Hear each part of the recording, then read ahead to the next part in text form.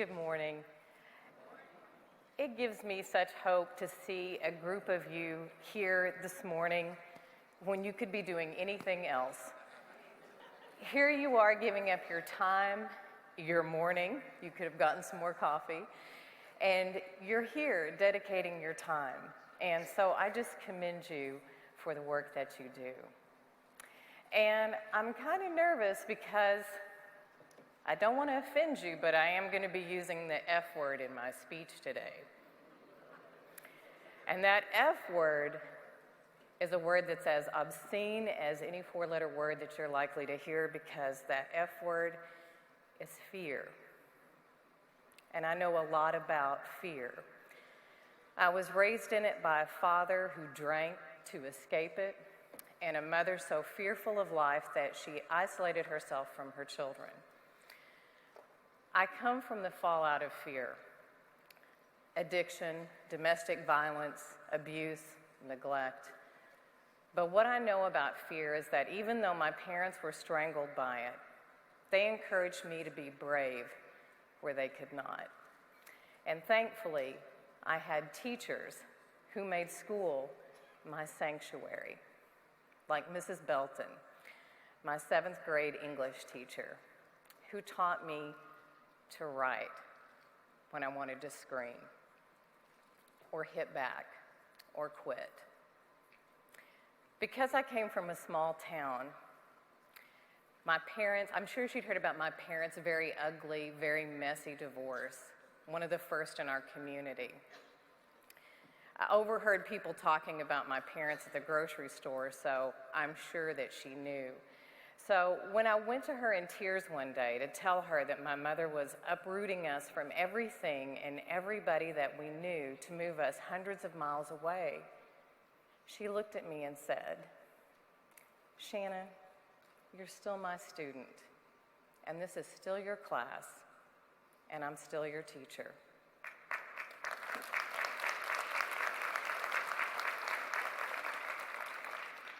You write to me every day, and you tell me everything. That kindness went deep into me, and I've never forgotten it. It's shaped the kind of teacher that I became.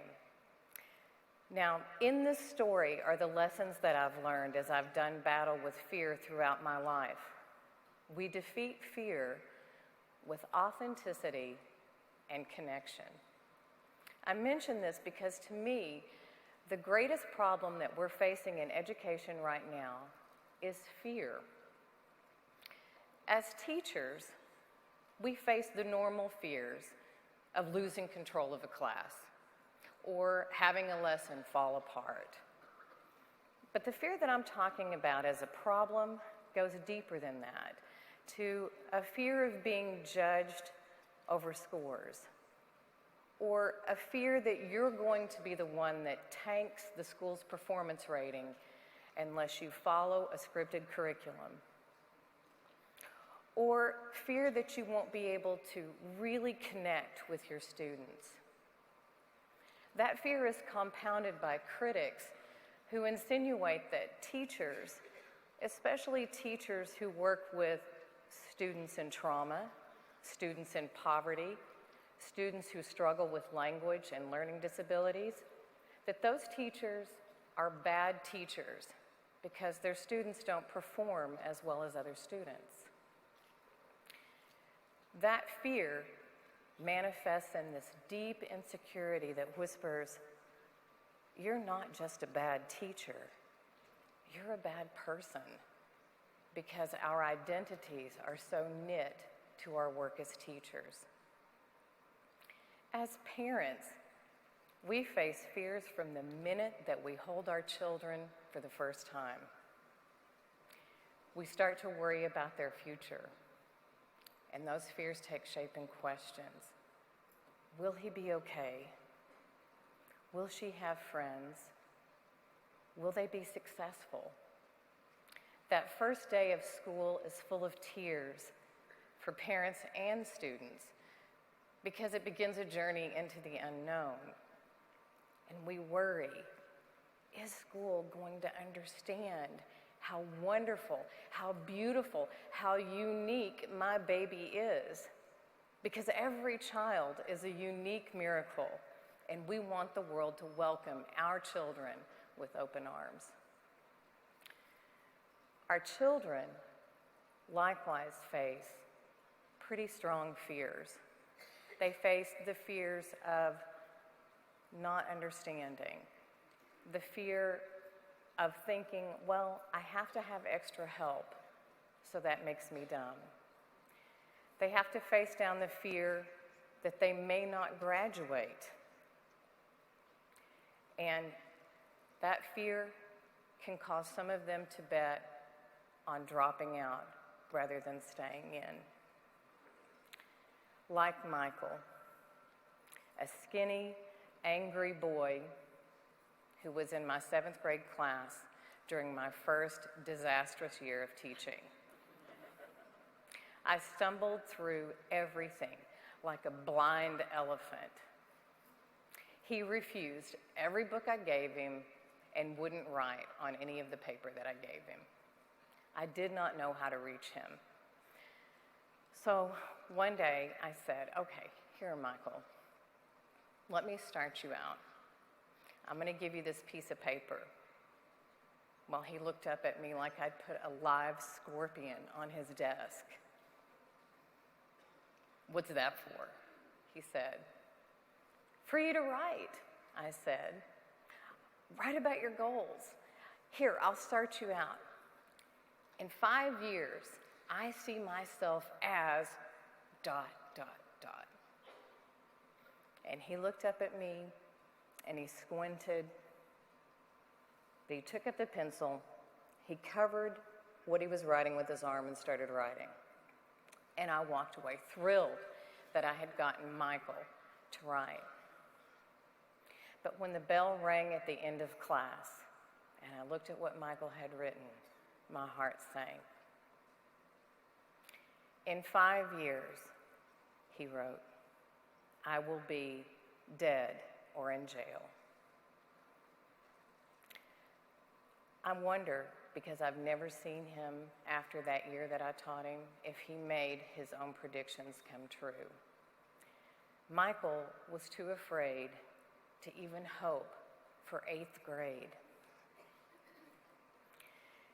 This mix of fear from students and fear from parents and fear from teachers creates, as Parker Palmer has written, a toxic mix that causes paralysis in education.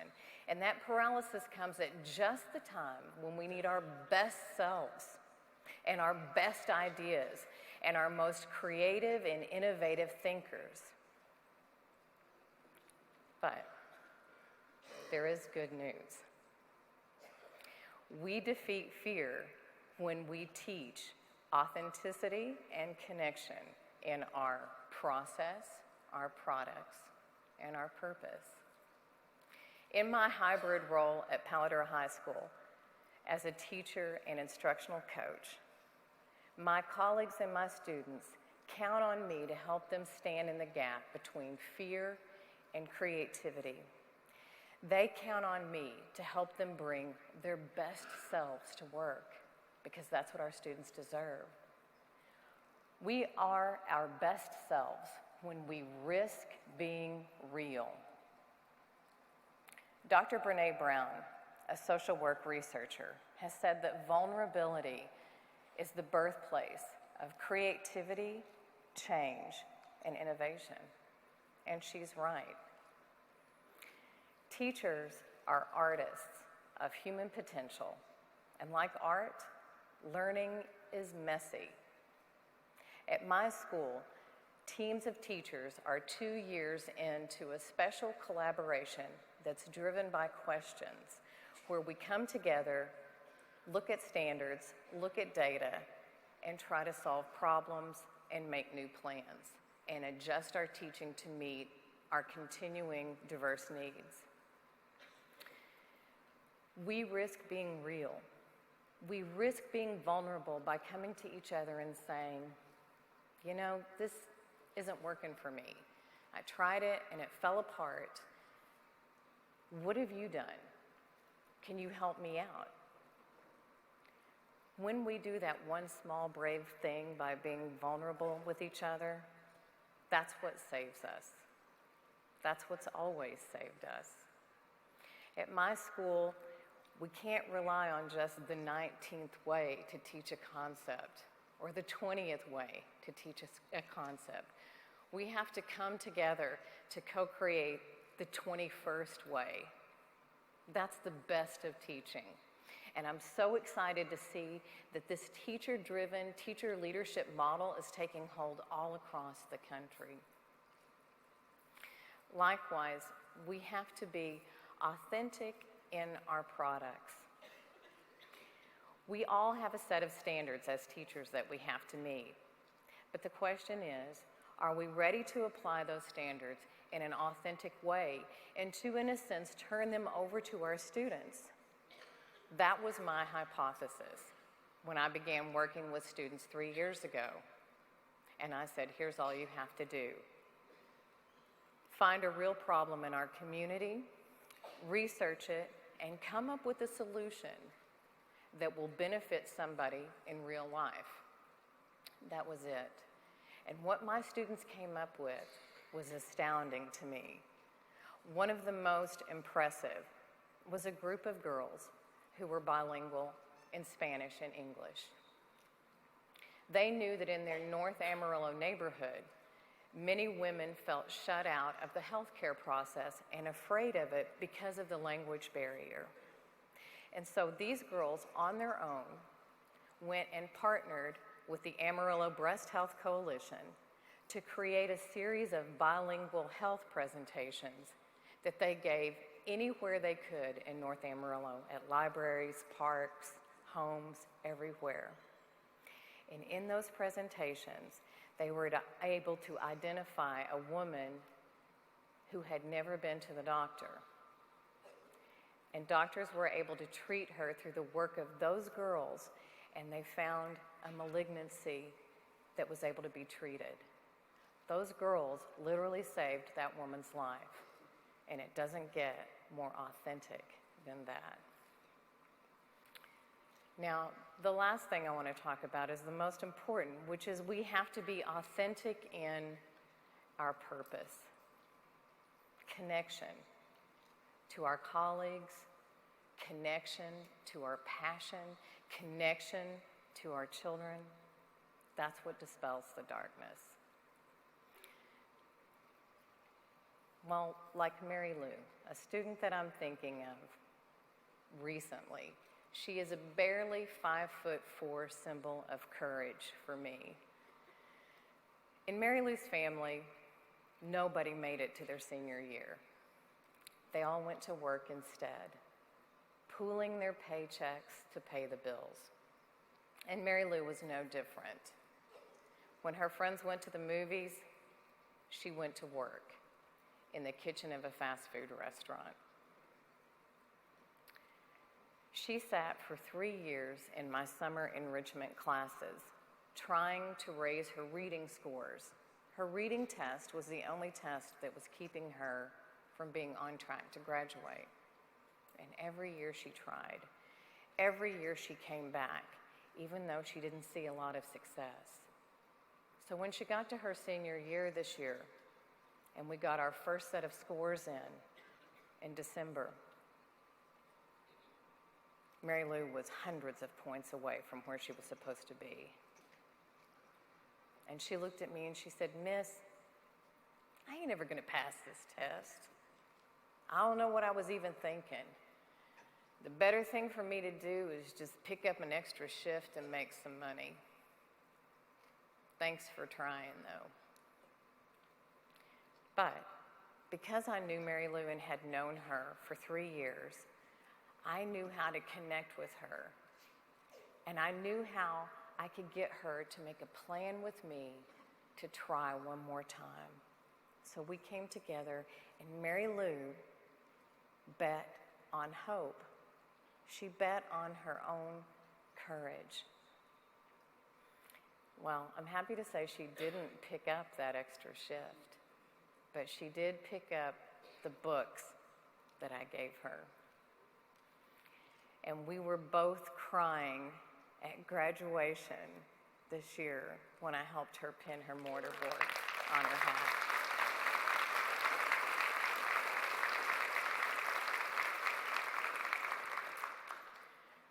Now, if Mary Lou and the students just like her can show that kind of courage to come to school when all they've ever known is failure, if they can do that, then I can bring my courage. I can make myself be the best for those students because that's what they deserve.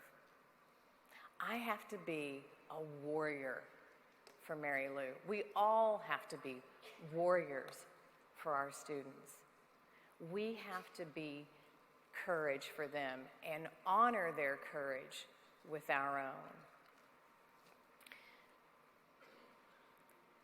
When we do this, when we teach and parent from hope and curiosity and honesty and empathy, we teach our children faith rather than fear. Faith that makes a way for their best selves. Faith that makes a foundation for their limitless possibility. Faith that teaches them the most important lesson there is. It can be done, and you can do it. So be brave. Be bold in your purpose. Be warriors of hope for our children. Be warriors of kindness. As PTA members, you are our warriors for not only your own children, but for all children. Be proud that you are a warrior and that you fight for something so important, our children and our future. Thank you.